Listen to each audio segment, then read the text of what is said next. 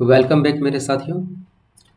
Trigonometry के series में आज हम लोग एक नई चीज़ को सीखते हैं कि प्रोडक्ट को हम लोग सम या डिफरेंस में कैसे कन्वर्ट कर सकते हैं। पिछले क्लास में हम लोग एक फॉर्मूले को सीखे थे कि साइन ए प्लस बी, और इसका फॉर्मूला हम लोग सीखे थे कि sign A cos B plus cos A sine B, और इसको हम लोग सुविधा के लिए 1 मान लेते हैं। हम लोग पहले कोशिश करते हैं कि जो भी फॉर्मूले हम लोग यूज़ करने वाले हैं उसको पहले हम लोग थोड़ा सा प्रूव कर लें।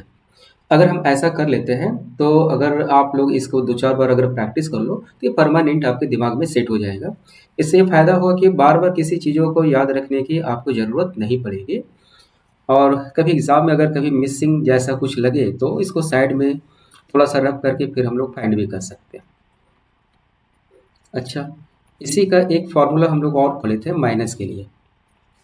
वो क्या था कि sign A cos B minus cos A sine B, इसको हम मान लेते हैं 2। अब यहाँ से हम लोग 1 और 2 को हम लोग ऐड कर देते हैं। देखो, जैसे ही इसको और इसको हम लोग ऐड करेंगे, है ना, ये प्लस है और ये माइनस है, ये दोनों कैंसिल हो जाएगा। इस तरफ में इसको हम लोग ऐड करते हैं तो ये sine A plus B plus sine A minus B, ठीक है।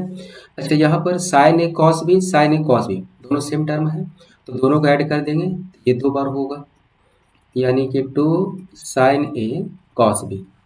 अब इसी को रिवर्स फॉर्म में लिख लेंगे तो ये एक फॉर्मूले का जैसा हो जाएगा, यानी 2 sine A cos B equal to sine A plus B और plus sine A minus B, ठीक है। तो ये बन गया एक फॉर्मूला। इससे रिलेटेड हर फॉर्मूले पर बेस्ड अगर 8-10 प्रॉब्लम सॉल्व कर लिया जाए ना तो परमानेंट समझ लो कि यार माइंड में सेट हो जाता है और भूलने का चांस बिल्कुल जीरो हो जाता है ना। ये आप हमेशा याद रख सकते हो। अच्छा, इसका हम लोग एक एग्जांपल बनाते हैं। ऐसे मान लेते हैं अगर ऐसा होता कि 2 sign 8x into cos 3x, ठीक है। तो इस सिचुएशन में इस 8x को हम a मान लेते हैं और 3x को हम लोग b। अच्छा, ये हम लोग किसको मानेंगे, किसको सपोज करेंगे, जो पहले लिखा हुआ उसे या जो बाद में लिखा हुआ उसे? तो आंसर है कि ए हमेशा हम लोग बड़ा वाले को मान लेंगे, ए बी से बड़ा होगा, यानी कि जो एंगल सबसे बड़ा होगा उसको हम लोग ए कहेंगे और छोटे वाले को हम लोग बी कहेंगे।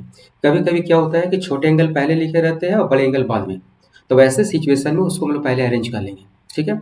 अभी थोड़ी देर में कुछ एग्जाम्पल में वो भी आ जाएगा। तो 2 साइन ए इंटू कॉस बी, तो फॉर्मूला क्या है कि साइन ए प्लस बी। तो sign A plus B means 8x में 3x को ऐड कर देंगे, फिर plus sign 8x minus 3x, ठीक है। ये कितना होगा, 8x प्लस 3x, 8 और 3 11 हो जाएगा ये, ठीक है। और इधर में 8x माइनस 3x यानी कि 5x, ठीक है। इतना आसान सा ही है। अब इसी में हम लोग एक दूसरे फॉर्मूले को हम लोग सेट करते हैं, ठीक है। अब हम लोग दोनों को माइनस करके देखते हैं तो एक नया चीज़ बनेगा। ओके, तो थोड़ा थोड़ा मैं चेंज कर देता हूँ इसमें। अब माइनस वाला केस होगा ये, ठीक है। चलिए एक एग्जांपल हम लोग देख लेते हैं।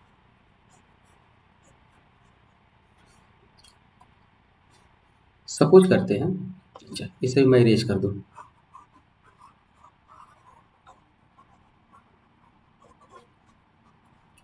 ठीक है।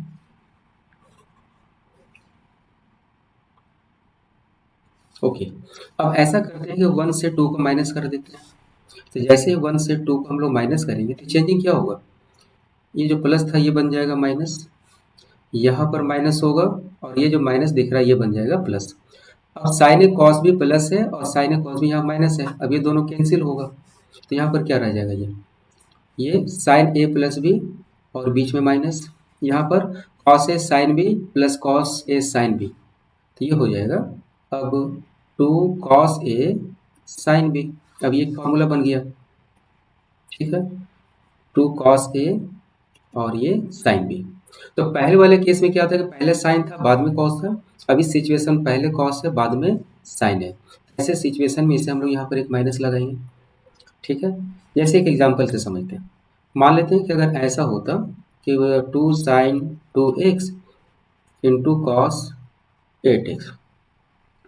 इस केस में क्या है कि बड़ा एंगल बाद में है और छोटा एंगल पहले है। तो जो बड़े एंगल है हम इसी को ये बोलेंगे और छोटे एंगल को बी। इसको हम लोग एक बार रीअरेंज कर लेते हैं, ठीक है। तो 2 cos 8x और इंटू साइन 2x, ठीक है। तो बड़े एंगल को क्या कहना है, बड़े एंगल को ए और छोटे एंगल को बी। ये कौन से फॉर्मूले में हो गया, 2 cos A into sine B. तो 2 cos A साइन बी का formula sine A plus B, ये साइन ए प्लस बी। तो 8x प्लस 2x माइनस और ये साइन 8x माइनस 2x। तो साइन 8x प्लस 2x ये कितना होगा 10x minus sign 8x minus 2x, तो ये 6x, ठीक है।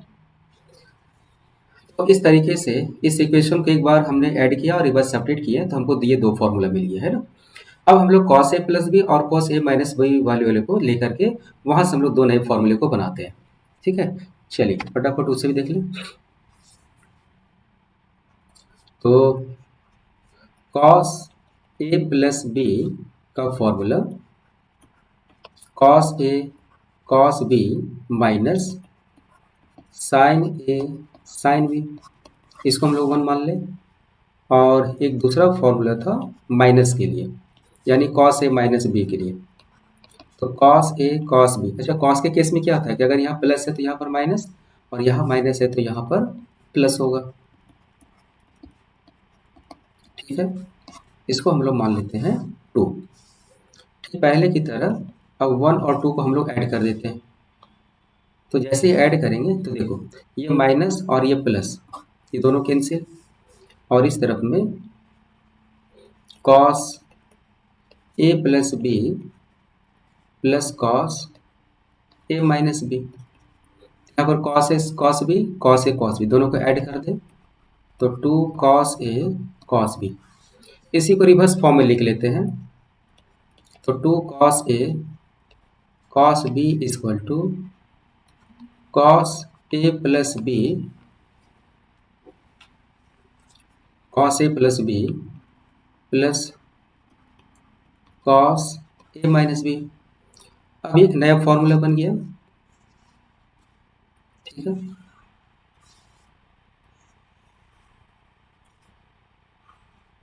ये तो इसका हम लोग एक एग्जांपल देखते हैं।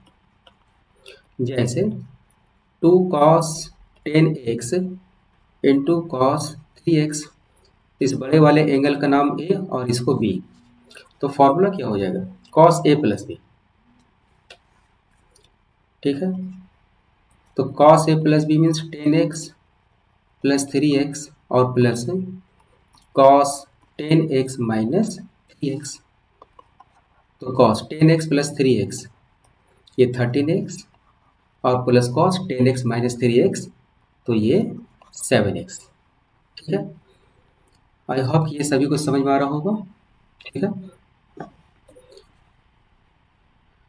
चलिए फटाफट एक लास्ट और हम लोग देख लें। अब इसको हम लोग यहाँ पर माइनस करेंगे, अब समझ ही गए होंगे कि फिर से एक नया चीज़ मिलने वाला है, ठीक है। ये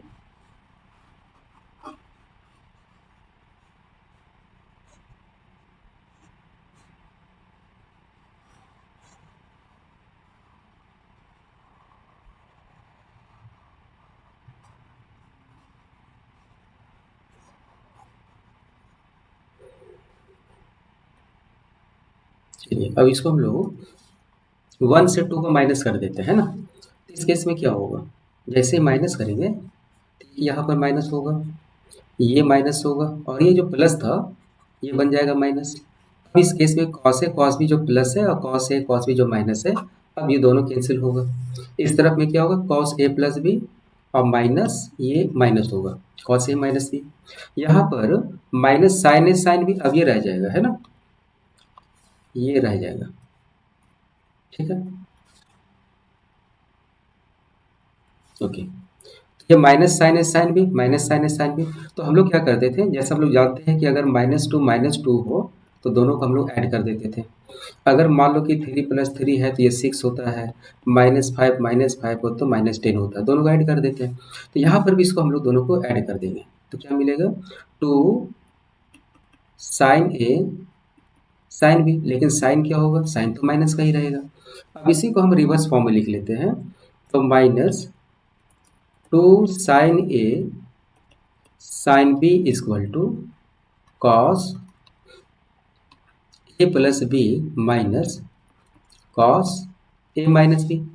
अच्छा, हम ऐसा करते हैं कि यहाँ से एक माइनस को हम लोग कॉमन ले लेते हैं, तो जो माइनस में है उसको हम लोग पहले लिखेंगे, यानी कि कॉस ए माइनस बी, और प्लस वाले को बाद में लिख देते हैं, ठीक है।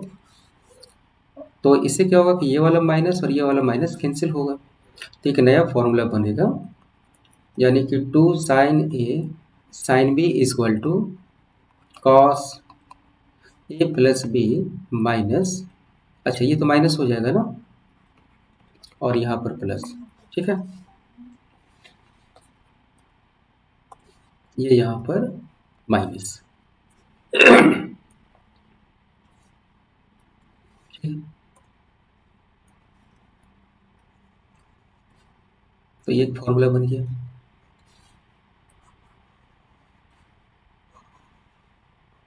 ठीक है। एक एग्जाम्पल से समझते हैं,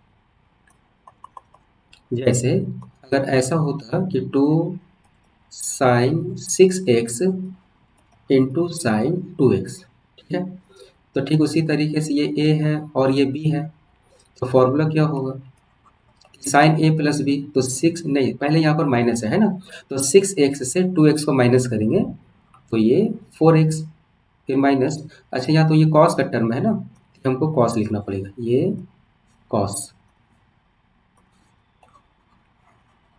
ठीक, तो ये कॉस ए माइनस बी, तो 6x माइनस 2x, ये 4x minus cos A plus B, तो 6x और प्लस 2x, तो 6 और 2 ये 8x, ठीक है। तो ये 4 फॉर्मूले को आज हम लोग सीखे, एक बार इस फॉर्मूले को एक नज़र में हम लोग सारे को फिर से एक बार देखते हैं, अभी तक जो हम लोग सीखे हैं उसे एक बार फिर से देख ले हम लोग। तो अभी हम लोगों ने ये सीखा कि 2 sine A cos B equal to sine A plus B plus sine A minus B, फिर 2 cos A sine B equal to sine A plus B minus sine A minus B, ठीक है। फिर हम लोग ये सीखे हैं कि 2 cos A cos B equal to cos A plus B plus cos A minus B, ठीक है, और 2 sine A sine B equal to cos A minus B minus cos A plus B. तो आज की क्लास में हम लोग ये सीखे हैं कि प्रोडक्ट को हम लोग सम में या फिर डिफरेंस में कैसे कन्वर्ट कर सकते हैं। नेक्स्ट क्लास में हम लोग सीखेंगे कि सम और डिफरेंस को फिर वापस हम लोग प्रोडक्ट में हम लोग कैसे कन्वर्ट कर सकते हैं।